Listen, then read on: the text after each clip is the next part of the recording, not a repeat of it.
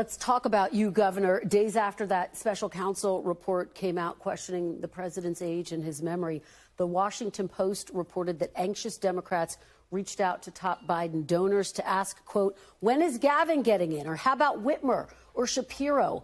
The buzz has not stopped. I know you've been asked this before, but do you still rule out a run in 2024? You got to be kidding. I am here celebrating the extraordinary accomplishments of the Biden-Harris administration, making the case that we need to make to lift up the issues, lift up the record, drive contrast with the Republican nominee to be Donald Trump, so that we can win for 4 more years. Have you gotten any calls, Governor, encouraging you to run? It's all idle chatter. It's all you know what? That's a sideshow. I think what Democrats need to do is worry less, do more, continue to overperform as we have, continue to win, make the case. Don't be ashamed of 4.1% GDP over the last 2 quarters. Don't be ashamed about the alliance management of the Biden-Harris administration. Don't be timid about making the case for the record of this administration. Now's our moment as a movement to now grow up, because we got a trick hiding in plain sight. I'll tell you what the trick is.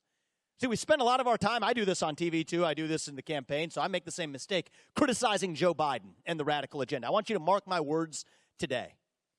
They are leading us into a trap because Joe Biden is not going to be the nominee. That's the hard truth. So part of me, I want to come here and hit Biden in the next 10 minutes before we wrap this up, and that's easy to do.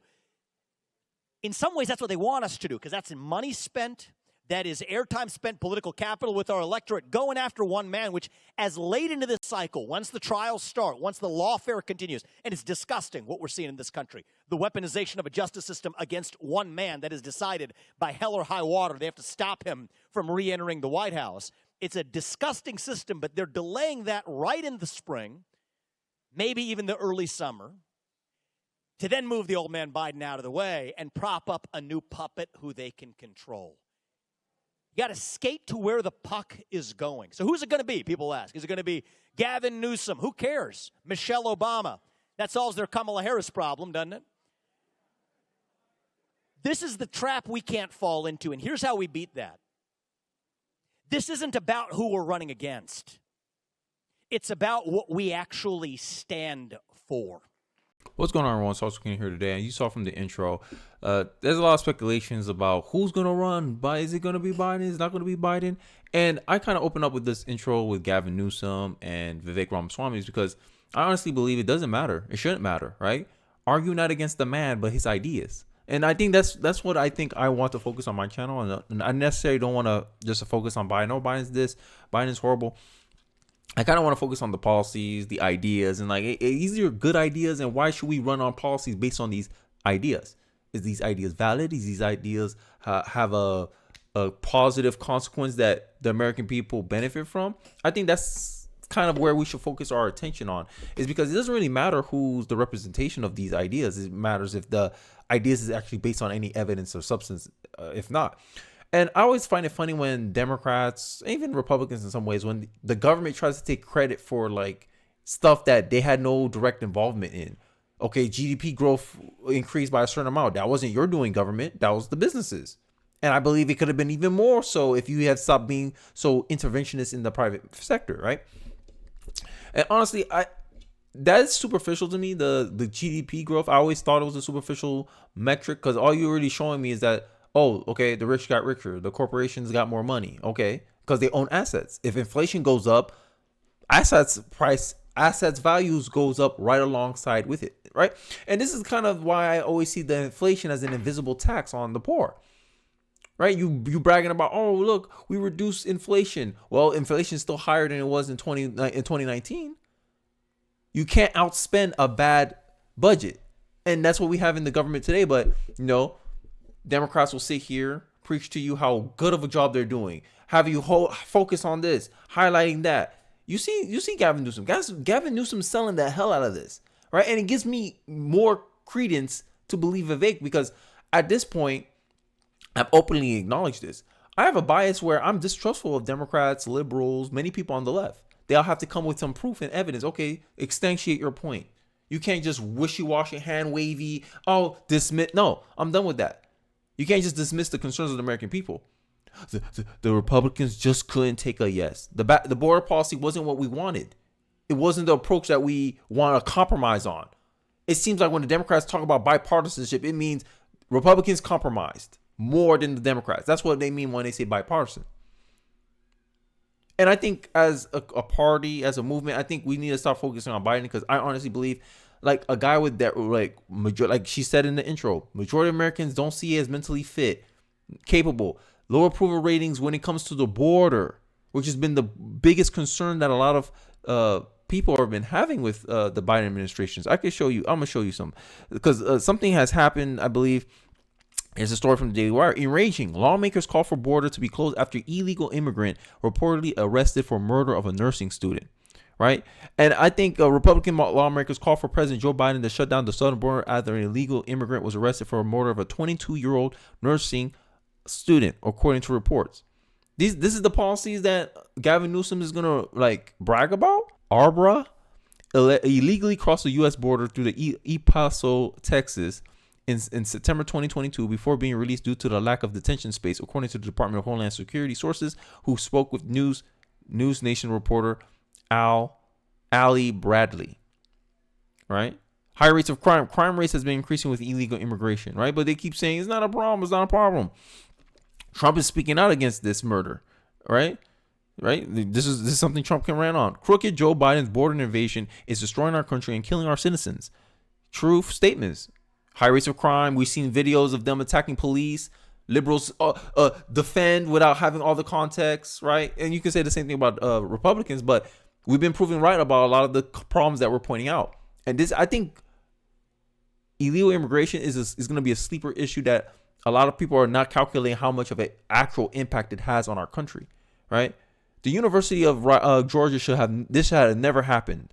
The monster who took her life illegally entered our country in 2022, and then we was released again by the radical Democrats in New York after injuring a child. Imagine that. He had a previous rap sheet, and instead of holding them accountable, soft on crime policy, another wrinkle of the Democratic platform.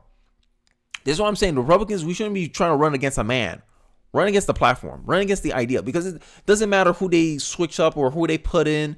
I believe that we have a good shot if we focus on the idea. And this is why I'm saying that in my last video, I was saying that we should push for ideals. We should push for a vision. Say, hey, look, if you adopt our policies, this is the vision that could happen in this country if you just sign up for it, America, right? This is the marketing piece that I think the Republican Party is really missing to be truly competitive with the Democratic Party. When I'm president, we'll immediately seal the border, stop the invasion, and on day one, we'll begin the largest deportation efforts of illegal criminals in American history. May God bless Lincoln and her family. Our prayers go out with you. Right? These are the kind of things that Gavin Newsom is saying that it's a master class. Gavin Newsom laying on thick after Christine, I can't speak today, I don't know what's going on, Welker asked if it's responsible for them to run Biden. And I'm going to show you the clip right now. 76% of voters say they have real concerns about President Biden's ability to serve a second term. Do you think it's responsible for Democrats to put him at the top of the ticket, given those concerns? Responsible. I revere his record. I mean, what he's done in 3 years has been a masterclass, close to 15 million jobs. That's 8 times more than the last 3 Republican presidents combined. The economy is booming. Inflation is cooling. It's 0.6% more than it was in the summer of 2020 at just 3.1%. Wait a second. We have American manufacturing coming back home, all because of Biden's wisdom, because of his temperance, his capacity to lead in a bipartisan manner, which is an underrepresented point. And so I have great confidence moving forward. So the answer is absolutely all in terms of the next 4 years of Joe Biden. These voters, though, are not complaining about his record. They're talking about concerns about his ability to beat Trump, who you've called a threat, essentially, to the democracy. But in private, we've heard a lot of his allies say publicly, in private, he is strong. He's in command. Yeah. He's forceful. Does he need to do more to show? I think he's doing everything he needs to do. I mean, he's got an extraordinary record. He's doing everything he needs to do on Ukraine at the moment. He's doing everything he needs to do to reconcile and wrestle some common sense as it relates to a bipartisan approach to address the issue of the border, where the Republicans couldn't take yes for an answer. Like I said, like imagine all the stuff they're bragging about, but the government have no direct ties over these results. But the government do have direct control and access to? The border, right? How much money they printing out? They allow the Federal Reserve to print out. They have control over that. They have more impact on inflation.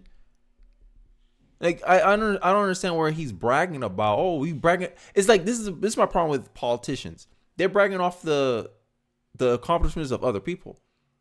The market, capitalism created jobs. That market did that. Right? Look at the groceries that people are having to pay. And I saw a stat out there is that the more income you have, the more unaware you are about the financial hardships of the everyday American, right? Inflation, right? Bill Maher got exposed for this. The lady said, "Oh, if you went and buy eggs, it's expensive out here." And Bill Maher's like, "Oh, it's exaggerated." The higher your income, the more likely you think that the Democrats are doing a good job on the economy. That's a fact. So this messaging that Newsom is talking about in that last clip you just saw, it only really caters to a certain segment of Democratic voters, right? But everyone in the center, in the middle, the center and the right are feeling the pain, and they're saying, "Yo, this is not a good look, a good result. This is not functionally viable to continue pushing around this policy platform." And I want to talk about a little bit about secularism, the secular left ignoring facts and pushing the narrative. And this is where I get the idea that this is, if you don't understand anything from this video, it's the pushing of narrative that I kind of hate from the left. There's a new religion in the United States, secular leftism. It demands that you ignore facts. Instead, just look at the narratives presented and then believe it. This is what Gavin Newsom is doing. That is what the Me Too movement was about. It didn't matter if you asked for any facts to support a contention. It didn't matter if you weren't even really ever really doubting the contention and just wanted some evidential support. No, you need to believe all women. And this is the part I kind of can't stand. You need to believe all liberals. That's how liberals operate.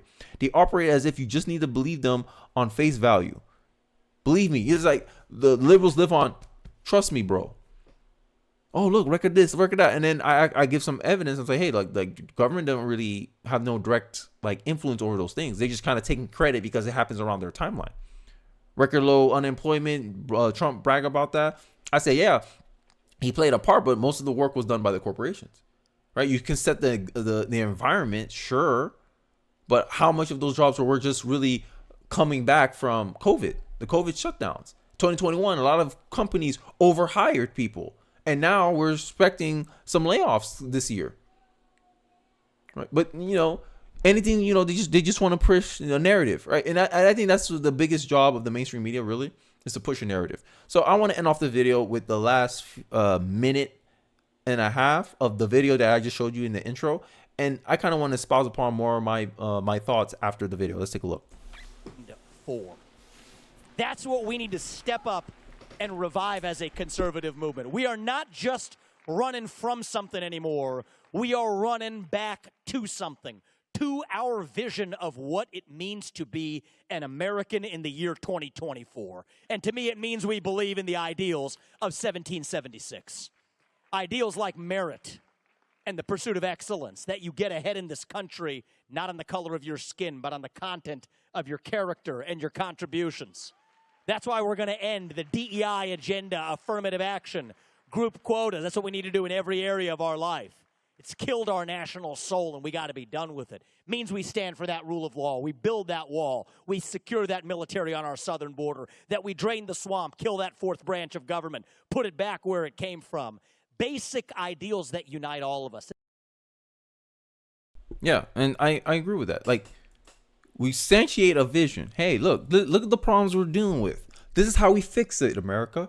We tried it the liberals' way. They want to process more immigrants into the country. Well, processing more immigrants allowed what happened to the nursing student to get killed because we increased processing.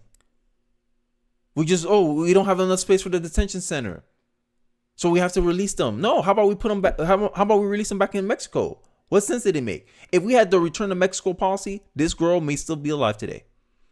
These are the impacts of the policy positions that people vote for. Vote for these people, these vehicles of the ideas, and this is what they push. And we have to judge it based on the results. I want solutions-driven politics. But politicians, they know something. And this is an unfortunate truth. And I think this is where us as Americans, we need to take accountability for this. Politicians only do what works. If it worked fixing problems, we would get more problem solvers politicians. But it doesn't seem that doesn't seem to get the results that politicians want. Politicians want to win elections. And politicians are really good at politicking. And one of the rules of politicking is many people on paper will say they want something, they want change, they want solutions. But the reality is people don't vote for that stuff. And I think this is one of the man in the mirror moments that I think a lot of Americans need to self-reflect and reevaluate. Hey, why do I vote the way I vote? Do I vote because it actually gives these people are actually pushing for solutions that matters? Or do I simply vote because I'm caught up in this tribal, oh, my team needs to lead the country? Like, what is it? And a lot of times, the Democrats, they vote based on what can I get for free? Even though I already kind of debunked this idea that you don't really get anything for free. You just pay for it later as a regressive tax called inflation. When you saw the stimulus check, student loan forgiveness, it's not free. It's going to hit us in an inflationary standpoint. But these are the policies people vote for because they get an initial short-term win for a long-term pain. And I think we need to stop making that trade-off. It's time for us to sacrifice and suffer a little bit in the short term so that way we can prosper and succeed in the long term. It's time to afuera some of this spending we've been doing. It's time to afuera some of these politicians that come in and tell you what you want to hear, tell you all the good stuff, all the desirable policies, but they don't tell you about the feasibility of those policies. The actual result or consequence of pushing those policies. Oh, here, I'm gonna forgive all the student loans, but doesn't tell you that in the long term it'll increase inflation. It'll make things more expensive. They don't want to tell you about that. They don't want to tell that you're making the majority of Americans pay for the minority of Americans. Imagine if the government said, "Hey, we want to bail out all the corporations, all the homeowners, right?" You're making the majority pay for a small sliver of people. But Democrats preach all day and night that, Republicans wanting to cut taxes is they trying to give money back to the rich. When essentially the Democrats are doing the exact same thing with student loan forgiveness. If you look at the average income of college graduated people, right? Don't they make more money over time compared to non-college graduates? Yet you want 60% of Americans who didn't graduate from college to pay for the 40% who did. Make it make sense. And these 40% on average have higher income than the 60%. But God forbid, Republicans say, hey, we want to cut taxes for everybody. Oh, that only benefits the rich. Student loans only benefit the rich. But because some college student sees that and is like, oh, I might want to get on that. They put their self over what's best for the general. And in the long term, they'll suffer as an individual. When they complain 10 years from now, 20 years from now, damn, I can't make it on my college income. I can't make it on this amount of income. My job doesn't pay me that enough money to handle the inflation that we're experiencing today. They don't want to look back and reflect about all the free stuff that the government was giving them and they were benefiting from. There's always a cost to something. It's if it's directly, it's not a direct feedback or a delayed feedback, but you're going to pay the cost. And I think this is something that Americans, we need to understand about politics. We need to understand about economics, our government. This is why the worst words to hear is, I'm from the government and I'm here to help. Because the government suffers no consequence for making bad decisions. But I digress. Let me know your thoughts in the comment section below. I really like to be interested to hear what you guys have to say. Don't forget to like, comment, subscribe, and I'll catch you guys on the next one. Peace.